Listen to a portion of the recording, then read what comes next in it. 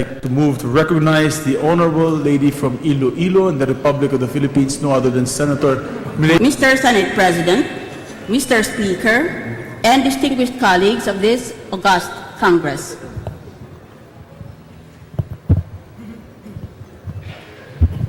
All right. This week, we make history. For the first time, all three branches of government implement the constitutional provision on martial law. What we in Congress do this week could serve as precedent for generations to come. Ladies and gentlemen of the Congress, we are eyeball to eyeball with history. We start with certain premises. One premise is that a question of law should not be considered as a question of wisdom. Law, particularly the Constitution, is supreme. Dura lex sed lex, the law is law. The law must be upheld even if it entails heavy sacrifices. Another premise is that reading the Constitution is not a mere function of literacy.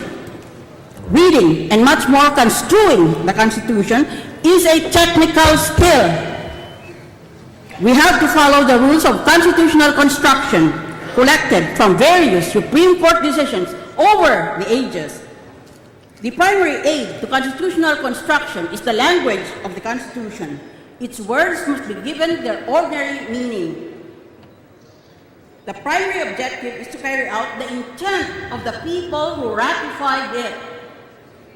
As the Supreme Court ruled, quote, "The Constitution does not derive its force from the convention which framed it, but from the people who ratified it," period, unquote. My request to the Secretariat to turn down the volume. I think the microphone is overworking. The intent of the people is gleaned from what the Germans call Zeitgeist, or the spirit of the age.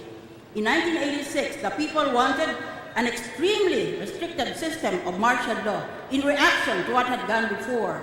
I humbly submit that the temper of those times provides the necessary corollary that, in case of doubt, the doubt should be resolved against martial law. Failure to meet the test for martial law. We are here dealing with martial law, which is not formally defined in the Philippine Constitution.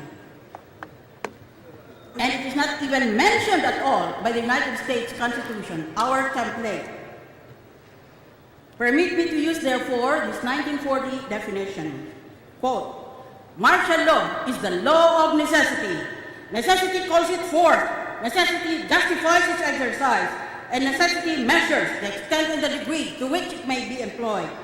That necessity is no formal, artificial, legalistic concept, but an actual and factual one. It is the necessity of taking action to safeguard the state against insurrection, riot, disorder, or public calamity.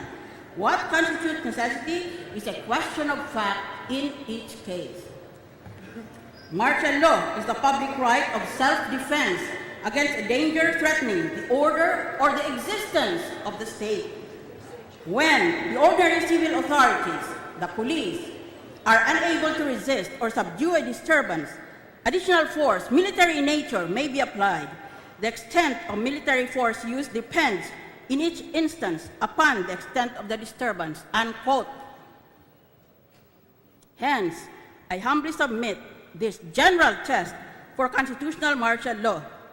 Is martial law a necessity for the existence of our state today? Answer, no. Is it a necessity for the existence of Maguindanao province? No. I further submit this particular test in contradistinction from the general test. Is there an actual rebellion, and does public safety require martial law in Maguindanao? Again, the answer is no. The Constitution imposes two conditions for martial law. There should be a state of actual rebellion. Actual, not imminent rebellion. And public necessity requires it. These conditions do not exist in Maguindanao today. The first condition, actual rebellion.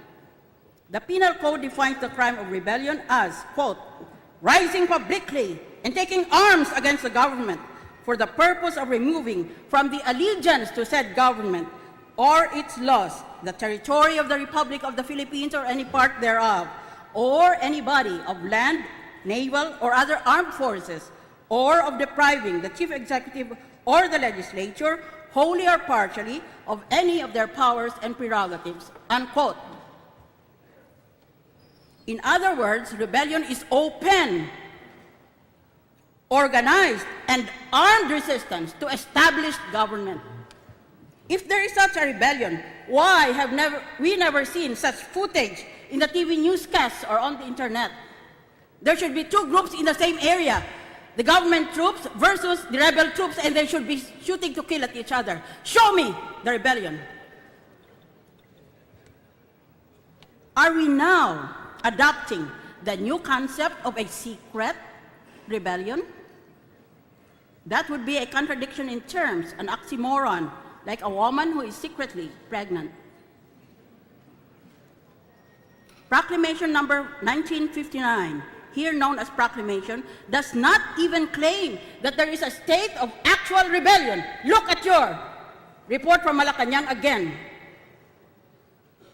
Except for the quotation of the constitutional provision, which of course mentions rebellion, there is no mention of rebellion in the whereas or introductory portion or justification for the forthcoming declaration, which is the proclamation of martial law.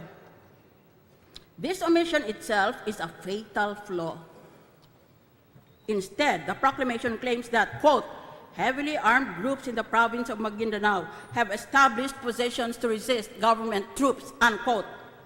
The Constitution does not impose the condition that heavily armed groups have established positions to resist. That's not what the Constitution says. The Constitution imposes the condition that there is an actual rebellion.